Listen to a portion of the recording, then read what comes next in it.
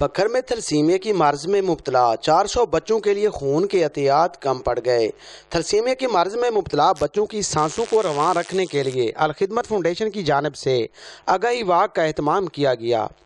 آگاہی واک میں اے D C جی عباس رضا ناصر، thalassaemia care centre کے صدر شیخ محمد ایوب، جنرل سیکرٹری انجمن تاجران ملک عاشق حسین کھوکھر، تصدق حسین، اسد عباس غوری، نوید احسن نیاز، حماد رضا ہاشمی سمیت سکولوں کے طلباء اور سول سوسائٹی نے شرکت کی۔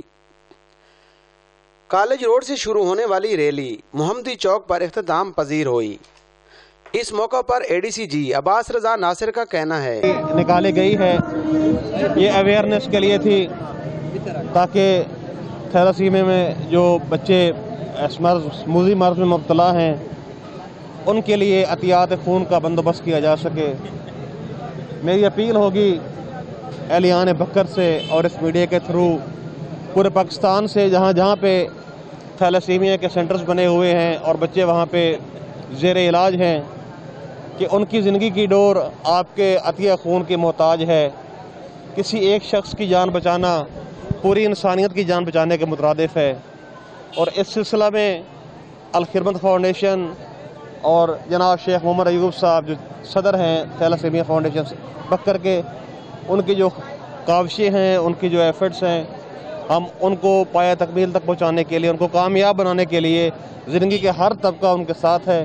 اللہ پاک اس نیک مقصد میں ہم سب کو کامیابی دے۔ اور میری دوبارہ گزارش ہوگی تمام لوگوں سے جو میری بات سن رہے ہیں۔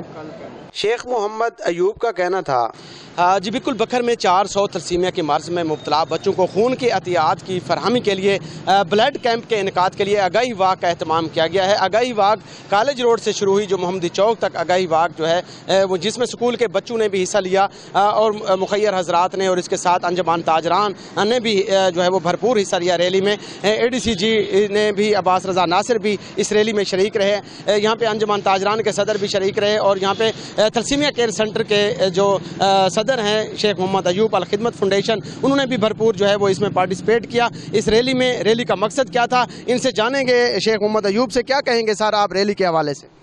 بسم اللہ الرحمن الرحیم۔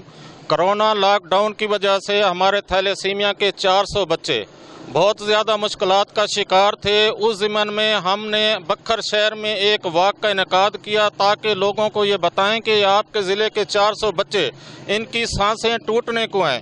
اور یہ آگاہی جو واک تھی، اس کا مقصد تھا کہ کل 25 اگست کو گورنمنٹ ماڈل ہائی اسکول میں ان بچوں کی ہیلپ کے لیے ایک بلڈ ڈونیشن کیمپ کا انعقاد کیا جا رہا ہے۔